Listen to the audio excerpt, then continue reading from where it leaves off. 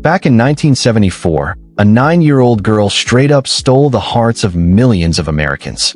For 9 seasons in a row, she was the vibe of innocence, strength, the so-called perfect family. Her face was everywhere, on magazines, lunchboxes, dolls, you name it. Kids wanted to be her. Parents trusted her. She was the America people wanted to believe was real. But here's the brutal truth nobody really saw.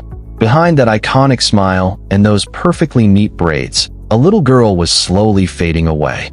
While the country loved her, she was being drained, piece by piece.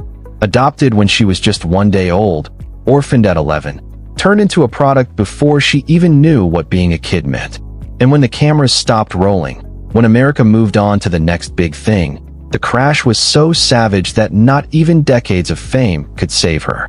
Public bankruptcy, addiction that almost took her out, debts over $360,000, multiple spinal surgeries. The money that should have been hers from years of nonstop work just disappeared.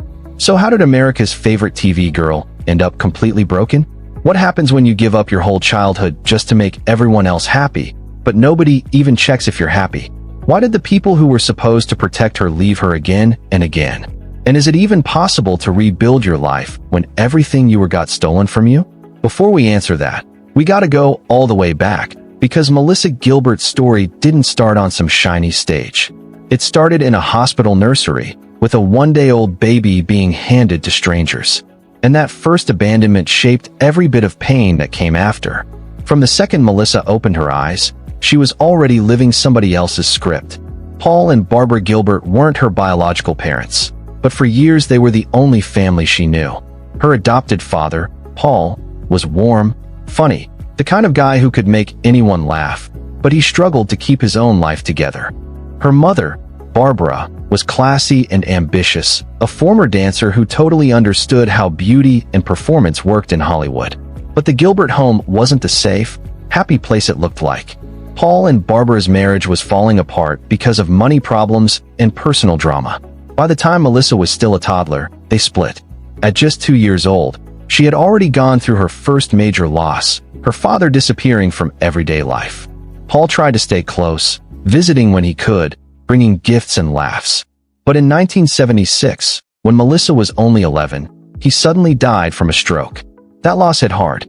The man who had chosen her, who legally made her his daughter, was gone before she even understood grief. Years later, she admitted with raw honesty, "Losing my dad broke something in me that never really healed. He was my anchor, and suddenly I was just floating." But there was another wound, quieter and deeper. She always knew she was adopted.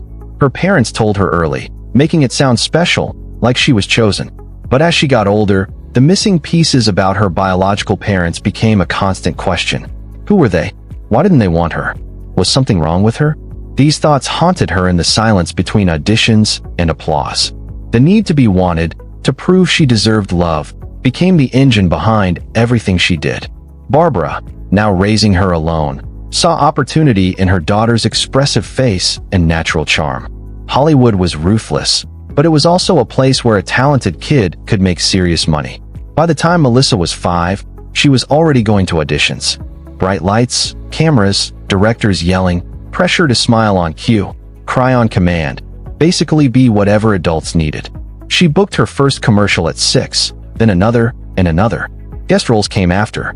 The Dean Martin Show, Emergency, Gunsmoke. Every role was small, but each one taught her a tough lesson. Love and approval came only when you performed. Mess up, and it vanished. Her childhood basically disappeared into 12-hour workdays, memorizing scripts instead of math, practicing emotions instead of playing. While other kids were getting scraped knees, Melissa was perfecting her crying face for the camera. Later she admitted, "I never had a real childhood. I was always working, always performing, always being someone else." Then came 1974, the audition that changed everything. NBC was casting a new drama based on Laura Ingalls Wilder's books, Little House on the Prairie. They needed a girl to play Laura Ingalls, the bold, adventurous middle daughter. Hundreds of girls showed up. Melissa, just 9, walked in carrying that same desperate need to be chosen. And she got it. When Michael Landon told her she had the role, the validation hit so hard it almost knocked the air out of her. Finally, she was wanted. Finally, she was enough. But what she didn't know, couldn't possibly understand at 9, was that she had just given up the rest of her childhood. Little House on the Prairie premiered on September 11th, 1974, and blew up instantly.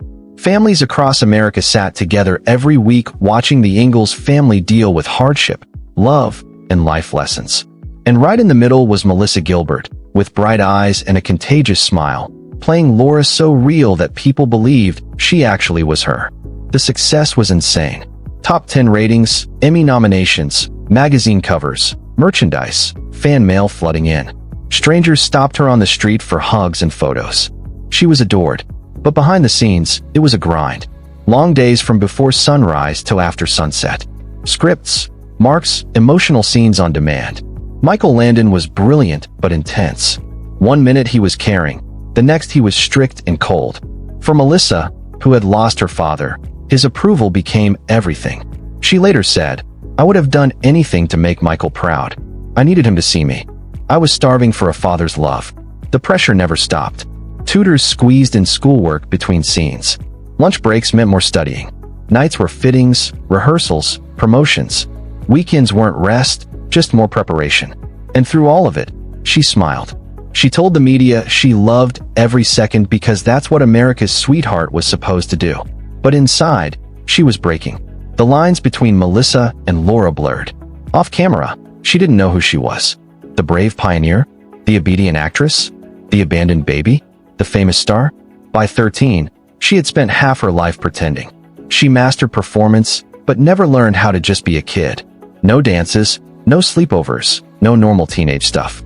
Just scripts, schedules, and the pressure to stay perfect. Because perfection kept her safe. Perfection kept America loving her. Perfection kept her from being abandoned again. What she didn't realize was that the identity she built on perfection was already cracking. And when it broke, it would be brutal. By the late 1970s, Little House on the Prairie wasn't just a show, it was a cultural phenomenon. Melissa, still a teen, was one of the most famous faces in America. She earned awards and endless love. But that sweet image became a cage. Every flaw was judged. Every awkward teenage phase was in tabloids. She was expected to stay the innocent prairie girl forever, even as she changed. The storylines got heavier. She had to act through tragedies she couldn't even understand. She portrayed grief, loss, heartbreak, while still a kid playing with dolls between scenes. It started eating away at her. She said later, "I was living in two worlds. On camera, strong and brave. Off camera, insecure and lost." Things got messy when romance came into her life. At 15, she fell for an older crew member. The relationship was inappropriate, but she thought it was love. When it ended, it crushed her. It reinforced the belief that nobody stayed. Around the same time, she had her first drink. Champagne at a party. Harmless to others, but to her it felt like relief. The anxiety quieted. The loneliness softened. She said later, "This is what I've been missing. It made me feel like I could breathe." What started as occasional drinks slowly grew. Wine after long days. Vodka to numb pain. By her late teens, alcohol became her main escape. As the show approached its end in the early 1980s, everyone felt it. Ratings dropped. Stories got wild and desperate. For Melissa, it felt personal. If the show ended, who was she? The thought scared her. The final episode aired in 1983. Melissa was 19. For most people, that age means new beginnings. For her, it felt like the edge of a cliff. The show that shaped her life was gone. The paycheck, structure, validation, all of it vanished almost overnight. Suddenly, she was just another former child star in a town that chewed up and spat out yesterday's darlings without a second thought. Like, yeah, that's just how Hollywood rolls. She tried to transition to adult roles, auditioning for films and television shows, desperate to prove she was more than just Laura, music. Less, because honestly, she was done being boxed in. But casting directors saw only the braids and the prairie dress, and that was messed up. They couldn't see Melissa because Melissa herself didn't know who that was, and that hit hard. Rejections piled up. Callbacks led nowhere. Auditions that once felt like formalities now felt like humiliations, straight up brutal. The industry that had once worshipped her was now indifferent. And indifference, Melissa discovered, hurt far more than hatred, no joke. Her mother, Barbara, had managed her career and finances throughout her childhood. Melissa assumed she was financially secure. She had worked consistently for 9 years on one of the most successful shows on television. Surely there was money saved, investments made, a safety net to catch her as she figured out what came next, right? But when Melissa finally looked at her finances, the truth was devastating. Most of the money she had earned was gone, mismanaged, spent, or simply unaccounted for. And that was crazy. Years of work, of sacrificed childhood, of relentless performance had left her with almost nothing. The betrayal cut deep. Not just the financial loss, but the realization that even the people who were supposed to protect her, her own mother, had failed her, and that stung. Once again, she had been abandoned. Once again, she wasn't enough to be chosen, to be cherished, to be protected. At 20, Melissa Gilbert was unmed. No show, no career, no money, no identity. Just a crushing sense of emptiness and the growing realization that the only thing that quieted the screaming in her head was the bottle. She began drinking more heavily. Not publicly, she was still America's sweetheart, still expected to maintain the illusion, but privately, desperately, low-key falling apart. Mornings started with mimosas to take the edge off anxiety. Afternoons blurred into evenings with wine. Nights ended with vodka straight from the bottle, drinking until she could finally sleep without the nightmares of being forgotten. I was drowning, she admitted years later, and I didn't know how to ask for help because I had spent my entire life pretending everything was perfect. The little girl who had once been America's beacon of hope was now a young woman lost in the darkness, searching for something, anything, to fill the void that fame had carved into her soul. And the worst part, the fall had only just begun.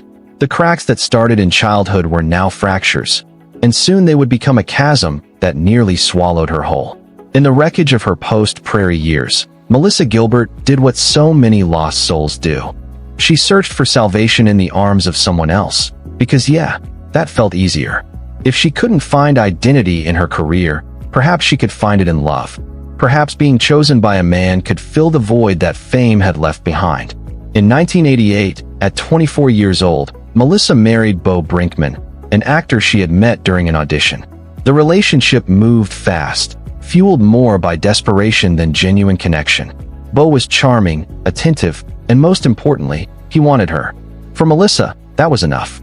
"I thought marriage would fix me," she confessed years later. "I thought if someone loved me enough, I wouldn't feel so empty anymore." But marriage didn't fix anything. Instead, it magnified everything broken inside her. And that was the harsh truth. Beau had his own struggles, his own demons. Two wounded people clinging to each other didn't create healing. It created chaos. Arguments erupted over money, over career jealousy, over the bottles of wine Melissa tried to hide but couldn't, and it got messy. In 1989, Melissa gave birth to their son, Dakota. For a brief, shining moment, motherhood felt like redemption. Holding her baby boy, she thought, finally, someone who will always choose me, someone who will never leave. But the reality of motherhood collided brutally with her unresolved trauma. She loved Dakota fiercely, desperately, but she had no idea how to be a mother because she had never truly been allowed to be a child. She was performing motherhood the way she had performed everything else, trying to be perfect, terrified of failure, drowning in anxiety, and honestly, it was exhausting. And when the anxiety became unbearable, she drank, not around Dakota, never where he could see, but in the bathroom, in the car, in stolen moments when she could escape the suffocating pressure of trying to be enough. The marriage crumbled. By 1992, Melissa and Beau divorced. She was 28 years old, a single mother with a career that had stalled completely and a bank account that was hemorrhaging money faster than she could comprehend, and that was scary. Auditions led nowhere. The few roles she booked were forgettable, made-for-TV movies that came and went without notice. Hollywood had moved on. The Prairie Girl was yesterday's news, and there were thousands of younger, fresher faces eager to take her place. Financial desperation forced her to make choices that once would have seemed unthinkable. She took any job offered, no matter how small, no matter how demeaning, because she had to survive. Dinner theater productions in towns that didn't know her name. Voiceover work for commercials. Guest spots on struggling sitcoms. Each job a reminder of how far she had fallen. And yeah, that hurt. But the worst humiliation was still coming. In 1995, Melissa married again, this time to Bruce Boxleitner, an established actor with a steady career. On paper, it seemed like a smart choice, a stable partnership that could provide the security she desperately needed. Bruce had 2 sons from a previous marriage. Melissa brought Dakota. They tried to blend their families to build something resembling normally. For a while it almost worked. Melissa threw herself into being a wife and stepmother, attending school functions, cooking dinners, playing the role of domestic goddess. She even managed to book a recurring role on Boxleitner's show Babylon 5, a small victory that felt like progress. In 2001, they had a son together, Michael. Once again, Melissa felt the rush of hope that comes with new life. Another chance to get it right, to be the mother she never had, to create the family stability she had always craved. But the cracks were already too deep. Bruce's career was thriving, while hers continued to sputter. The resentment festered quietly. She smiled for family photos while screaming inside, trapped in a life that looked perfect from the outside but felt like suffocation. And through it all, she kept drinking, more carefully now, more strategically. She became an expert at hiding it. Mouthwash to mask the smell, vodka in water bottles, trips to different liquor stores so no one would notice how often she was buying. "I was a functioning alcoholic," she later admitted. "I could get through the day, take care of my kids, show up when I needed to, but inside I was dying." The drinking accelerated after a devastating discovery in the mid-2000s. Melissa finally decided to confront her financial situation head-on. She hired an accountant to review her earnings from Little House on the Prairie, expecting to find at least some residual income, some safety net from those years of relentless work. What she found instead was financial devastation beyond comprehension. Residuals that should have been hers had been mismanaged. Money that should have been protected was gone. Investments that should have secured her future were non-existent. The accountant's verdict was brutal. She was essentially broke with debts mounting and no clear path to solvency. The betrayal was crushing. She had sacrificed her entire childhood for that show.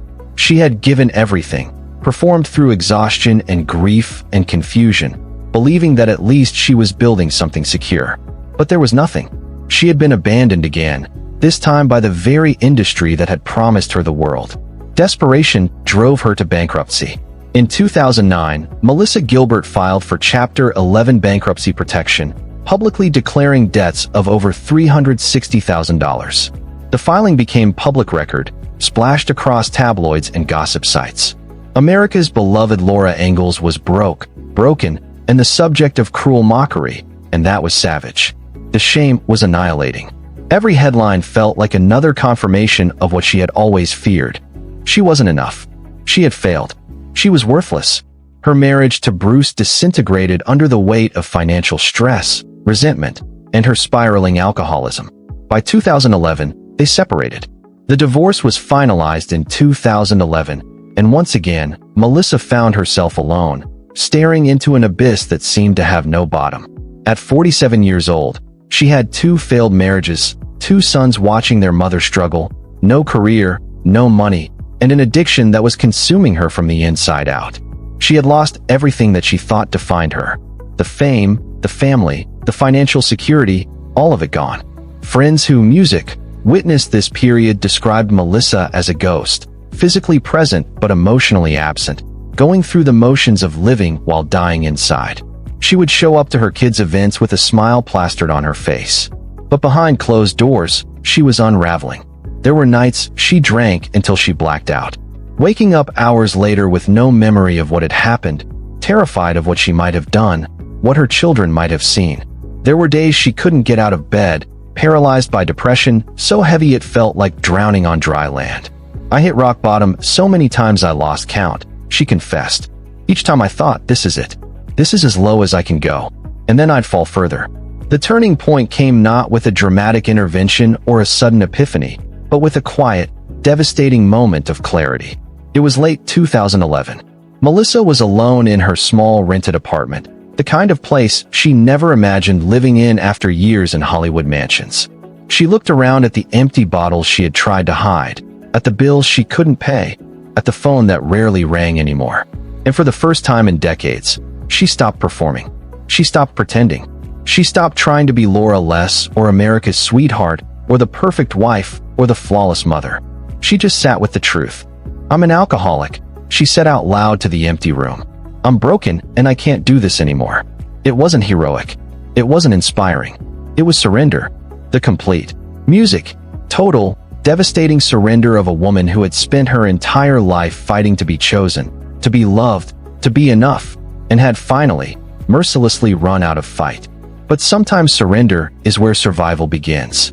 The little girl who had been adopted, abandoned, exploited, and emptied was finally ready to face the most terrifying truth of all. The only person who could save her was herself, and she had no idea if she had the strength left to try. The question wasn't whether she could rise again. The question was whether there was anything left of Melissa Gilbert to rise. Recovery, Melissa quickly discovered, was nothing like the movies. There was no dramatic montage, no inspiring music, no transformation that happened in a neat 90 minutes. Recovery was brutal, unglamorous, and required her to face every demon she had spent decades drowning in alcohol. And yeah, it was tough. In early 2012, Melissa entered treatment for alcoholism. Not a luxury rehab facility with ocean views and celebrity chefs, but a no-nonsense program. Music that stripped away every excuse, every performance, every mask she had ever worn. For the first time since she was 9 years old, she couldn't act her way through. The withdrawal was physical agony. Shaking hands, nausea, insomnia so severe she thought she might lose her mind. But the emotional withdrawal was worse. Without alcohol to numb the pain, every wound she had buried came screaming to the surface. The abandonment by her biological parents, her father's death, the exploitation of her childhood, the financial betrayal, the failed marriages, the years of pretending. In group therapy sessions, she sat in circles with strangers and spoke truths she had never voiced. "My name is Melissa, and I'm an alcoholic." Each time she said it, it felt like swallowing broken glass, but each time it also felt like freedom. The therapist didn't care that she was Laura Less. They didn't want her to perform or please or be perfect. They wanted her to be honest. And honesty for someone who had spent her entire life being whoever others needed her to be was the hardest role she had ever attempted. "I had to learn who Melissa actually was," she reflected years later. Not Laura, not the child star, not the perfect wife or mother, just me.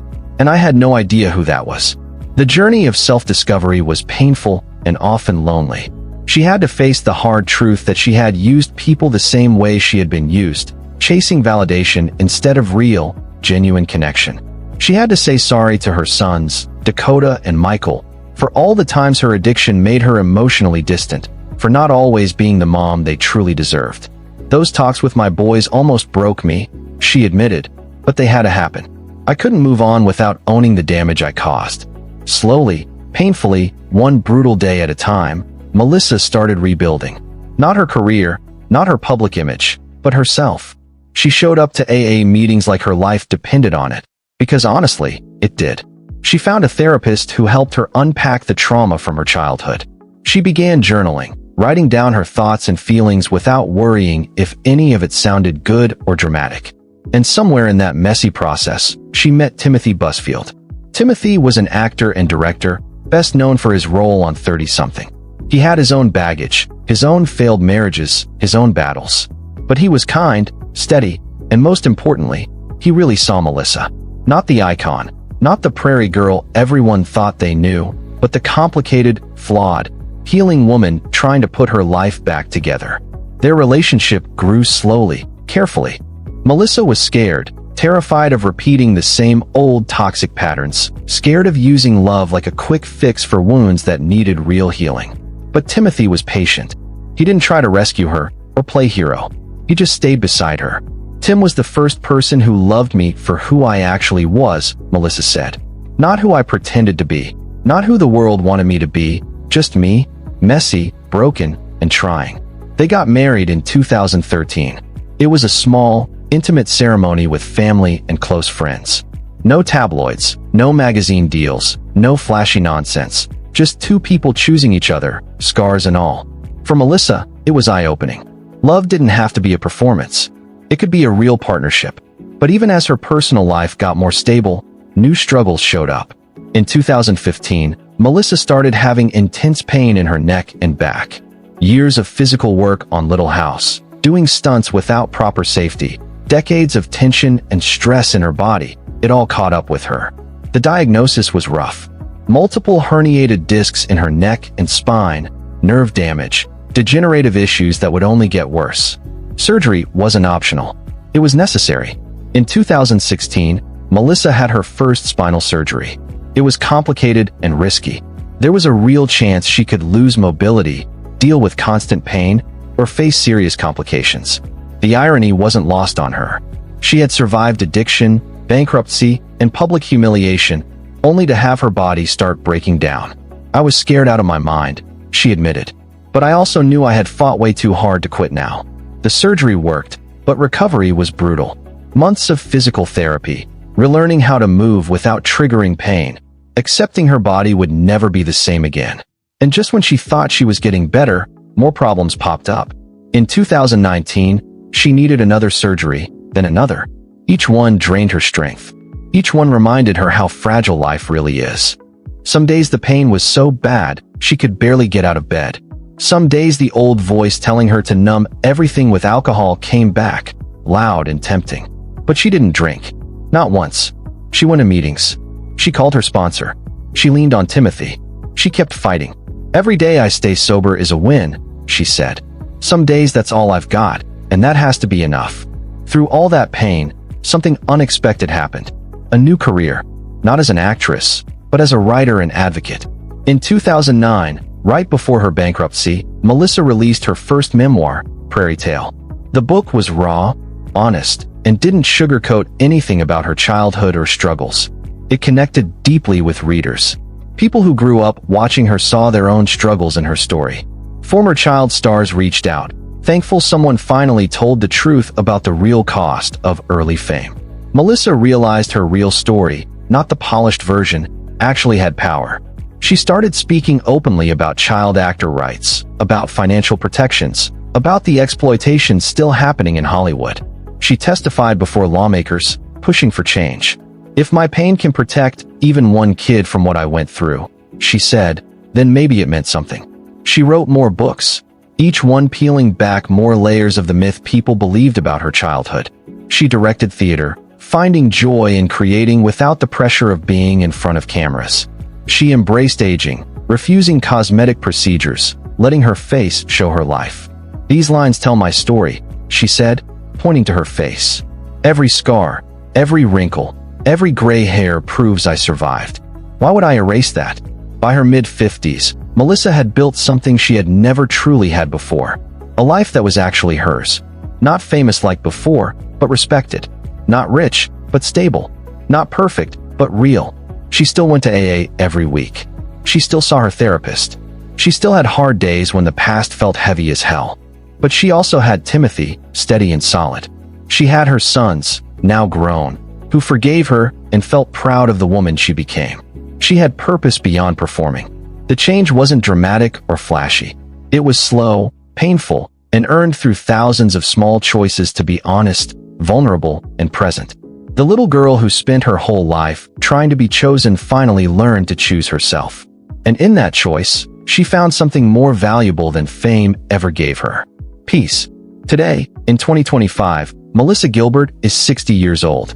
Not the freckled girl in braids who once charmed millions, but a woman who walked through fire and came out scarred but still standing, shaped by every fall and every comeback.